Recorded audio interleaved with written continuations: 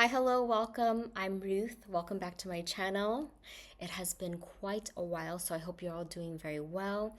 Thank you for your patience with my erratic video posting schedule. Life has been crazy, and in addition to that, usually I film on my phone and I ran out of memory, so we're gonna have to film on my laptop, and obviously the video quality is not the same as if you filmed on a phone or a better camera, but we're gonna make do with it.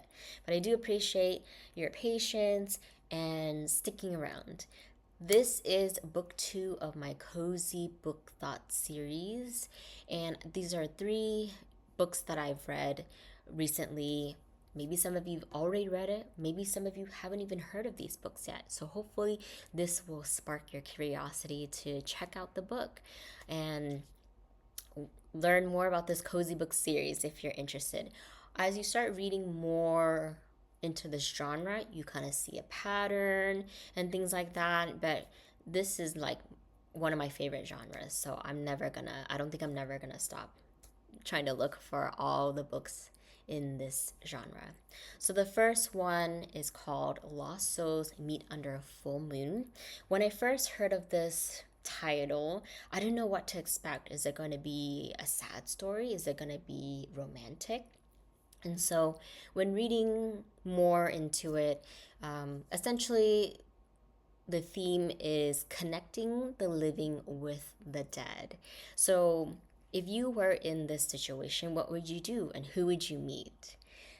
In cozy book fashion, you're going to spend time reading about different characters. Sometimes they connect, sometimes they don't. And with this type of book, there's going to be some repetitiveness in terms of how the process works and explaining the rules, because we have to remember each character you meet is new, so they're not going to know how things work. So other characters are going to have to explain again and again how this process works. So I don't want to give away too much, but one of the rules is if you're the living and you decide to meet a certain person that's not living anymore, if you both agree to meet, then that is your one time only chance to use up this privilege. If one of you decides not to meet with each other, then you can go ahead and try again with another person. So there's many reasons why a person wants to meet the dead. It could be unfinished business, it could be unanswered questions, but there's a caveat as well, is you can only meet the dead person for a certain amount of hours. So it's not like a forever deal.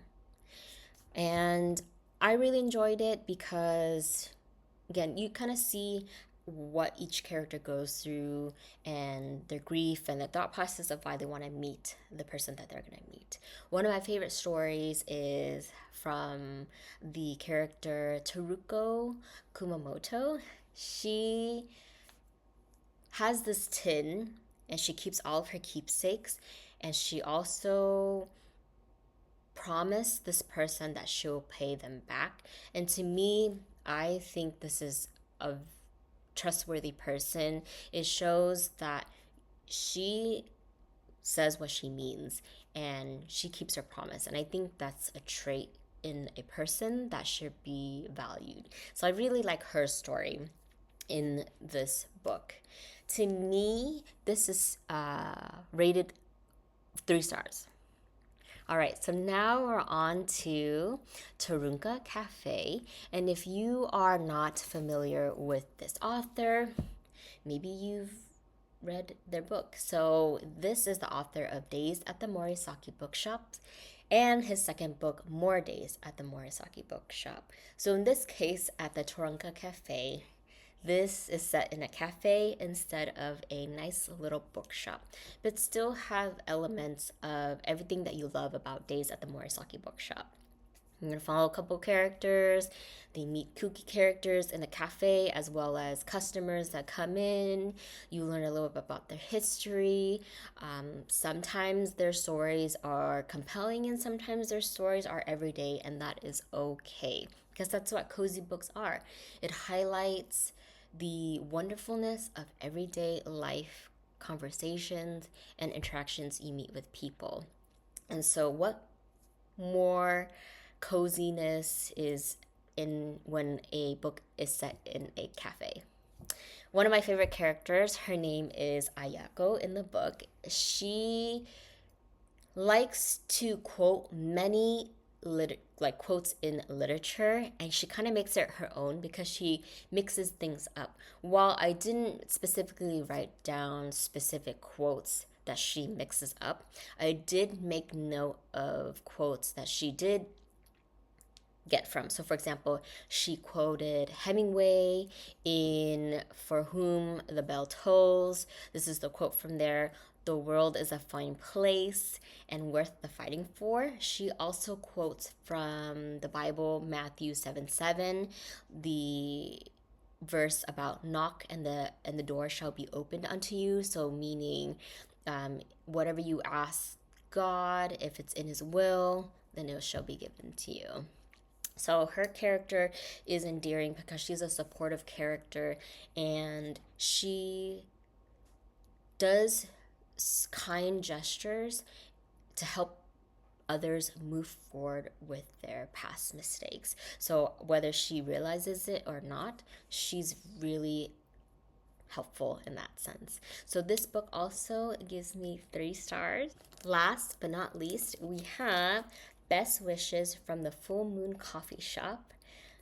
I have read the first book, so if you want to know my thoughts about it, you can check out my first video, Cozy Book Thoughts. Then I'm excited to read her third book as well. But this one is set during the holiday season. What better way to feel more festive than during the holidays? And this book features a lot more female-focused characters. You're going to be following different characters in this book, but they're all female lead characters. So just a quick reminder of what the book is about. So this is a magical cafe that pops up in the right place at the right time whenever a person needs it.